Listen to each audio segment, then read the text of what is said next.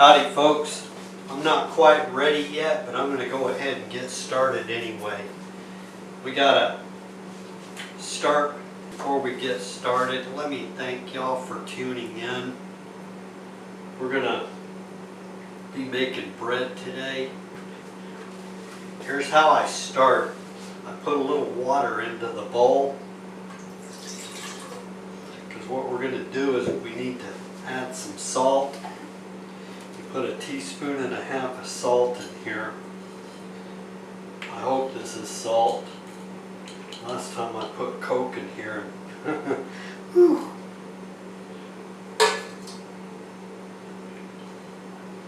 I don't need to tell you what happened there. That's a teaspoon and a half of salt. Yeah, it smells like salt.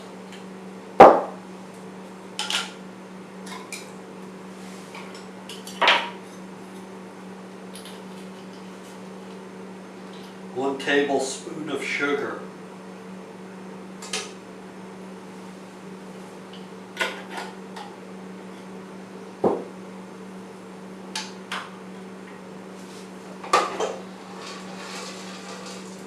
What you want to do is you want to let this stuff dissolve real good. When I get my other camera hooked up, I'll turn it on and show you what I'm talking about.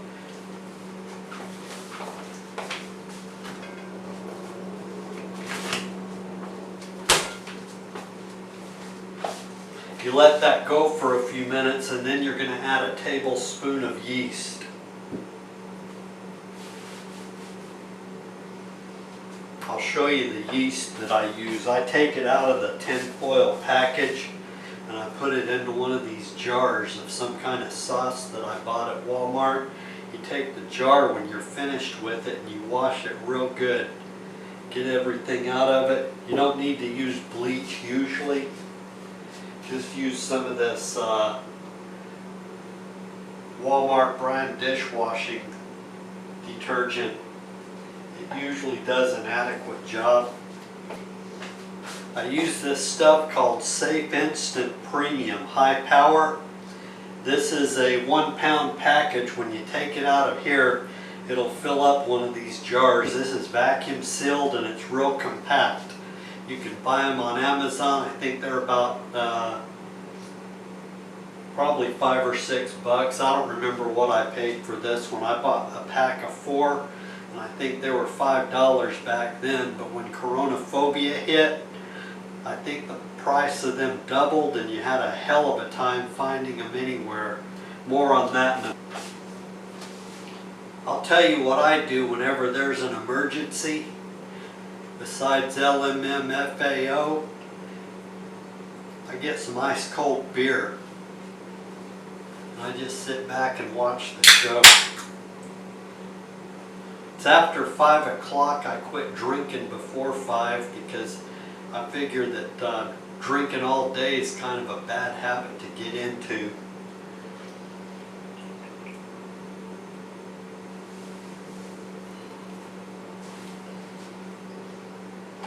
But anyway, when the Coronaphobia hit and all the sheeple were running to the stores, buying up all the rice and beans and toilet paper and flour, well, I already had plenty.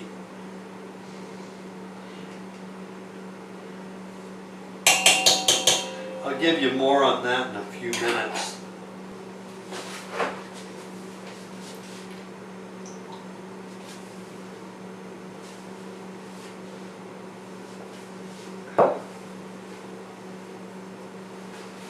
Sorry to keep you folks waiting, but I had some issues that needed to be dealt with, and I had to get the battery set up for my camcorder. I'm using it as an overhead camera so that y'all can see what's going on down here. So you need it. See right here? This is after I added some water, salt, and sugar, and yeast. Put in about a quarter to a third of a cup of water, and get everything to start dissolving.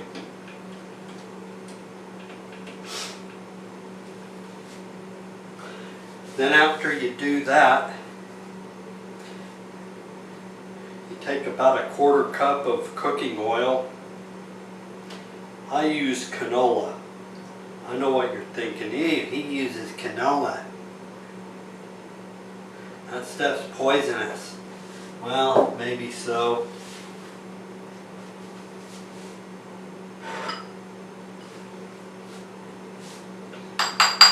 But either way, it's all the same. We're all gonna die. Don't smoke, don't drink, eat health food. That's health food. And if you're lucky, you may die healthy. Well,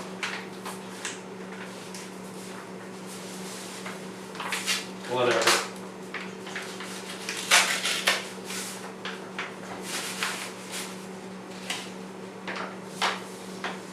Here's something else that's probably GMO. On the no GMO, no to GMO list. It's a Great Value brand all-purpose flour. If you don't know what Great Value is, I think it's available exclusively at Walmart. Now here's what you do. If you don't like it, use a different brand. But just keep in mind that if you use whole wheat flour, you're going to have to compensate with more by adding more yeast. In fact, most of the whole wheat flour recipes I've ever found, they require you to dilute it with white flour, all-purpose flour, whatever you want to call it.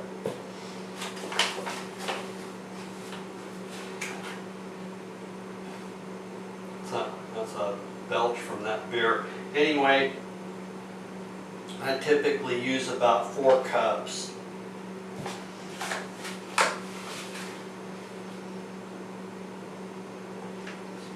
And since I don't know what 4 cups is by a measuring scoop, I use one of these. I think I bought it at Walmart too. This isn't a plug for Walmart, but just about everything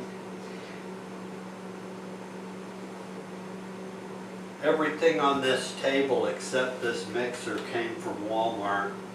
You look around if you could. Just about everything I have comes from Walmart. The way I see it is like this. If Walmart doesn't have it, then I probably don't need it. And I'll get it on Amazon if I do need it. Except for that stove over there, I got it at Lowe's. My bitch of an ex-wife wanted to get one of those all digital contraptions. Well, I'm glad I didn't. First of all, that bitch is gone, which I'm glad.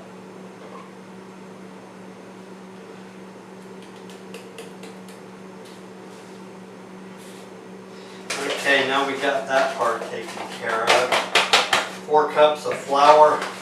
Now, as you remember, I put about 1/3 of a cup of water in here. It may have been closer to a half, I don't remember, and it doesn't matter. You just have to have enough water in there to dissolve the sugar and the salt.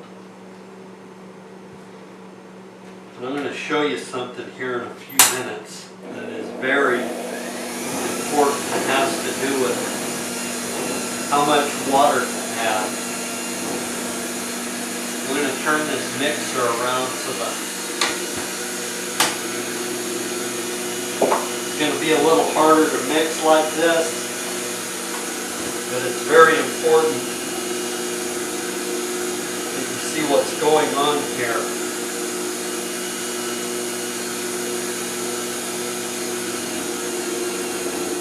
The ratio of water to sugar is about 25%. That's 4 parts flour. What did I say? Sugar? Well, hell, while y'all were While y'all were gone, I was drinking beer. I drank 2 beers. It was 2 beers and 30 minutes later. But anyway, what the deal is for every 4 cups of flour, you use approximately 1 cup of water. Now, I'm not going to get scientific on that because humidity has a lot to do with it. Like if I tell you to add a cup of water to 4 cups of flour, on a humid day and the flour has already absorbed water, then you're going to have some of the most soggy, worthless bread dough that money could buy.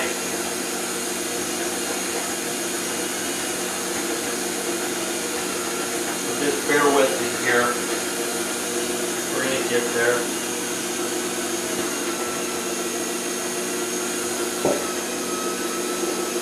You may be asking yourself why I'm using this jar instead of a measuring cup.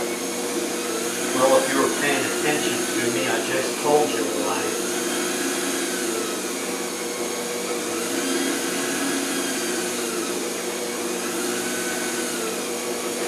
Now you see how crusty this stuff looks?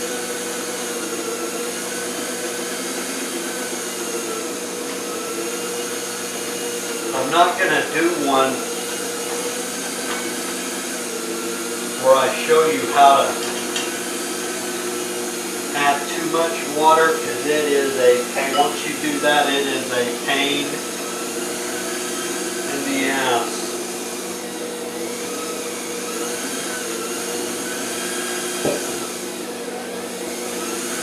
To fix.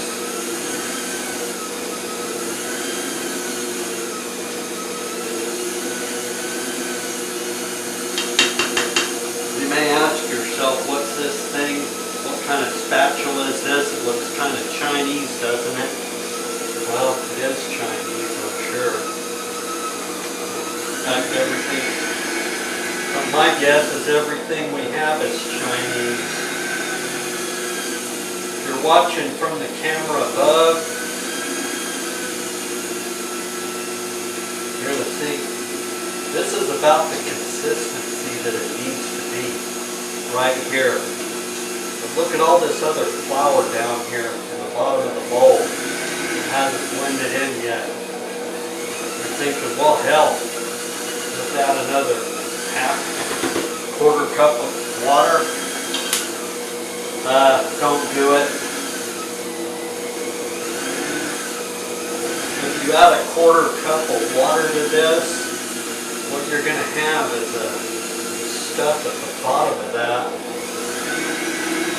and it is going to be a mess. Now this is where you need to start being real conservative with how much you add. I'd say add probably 2 tablespoons to this.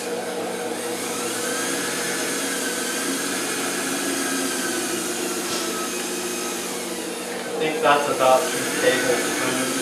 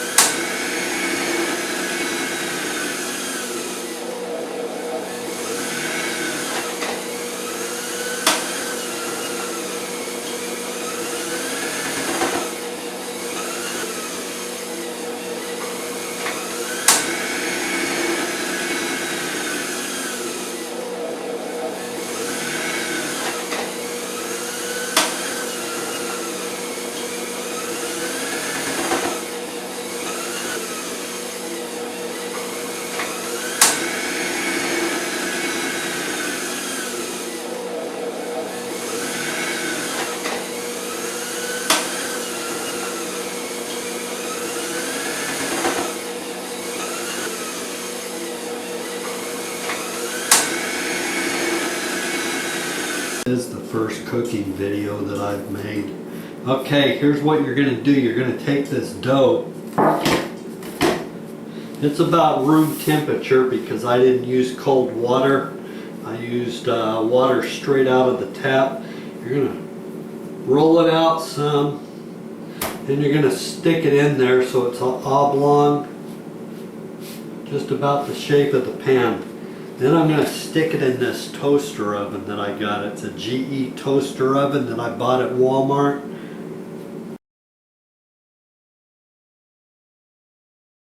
Well, here it is about an hour and a half after I put this in here.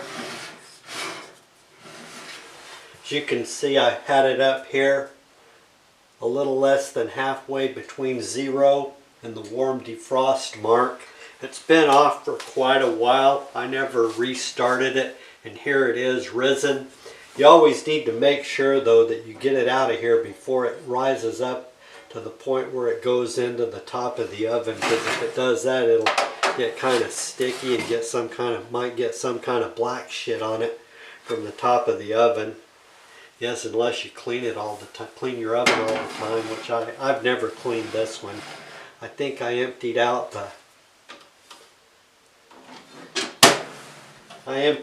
this bottom thing one time. You pull this out, it's got a bunch of crumbs down in there. I never even knew those were in there until I saw an episode of Married with Children, and Kelly said that that's where she got her meals sometimes. Then what you want to do when you're ready to start baking, you turn this thing over to conventional bake, or is it convection baking? Okay, then you turn the temperature up to about 200 and between 250 and 300, depending on how dark you like your bread. I personally like it so that it's about halfway in between 260, 270. Then you turn it on for an hour.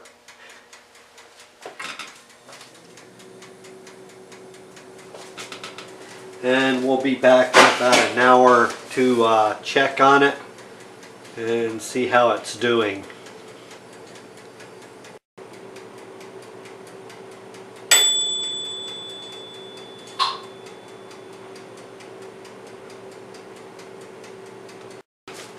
Okay, looks like it's ready.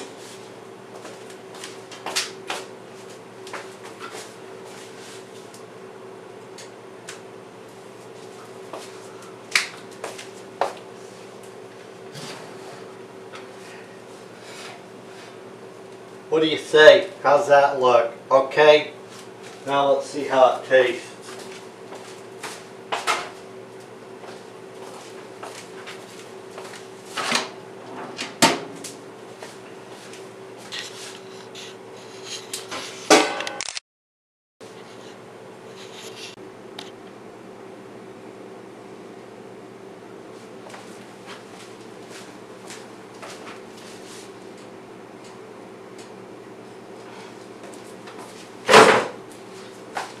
I let it cool off for about 5 or 10 minutes. Then you turn it upside down and it usually falls out of the pan. Leaves a little bit behind, but not much.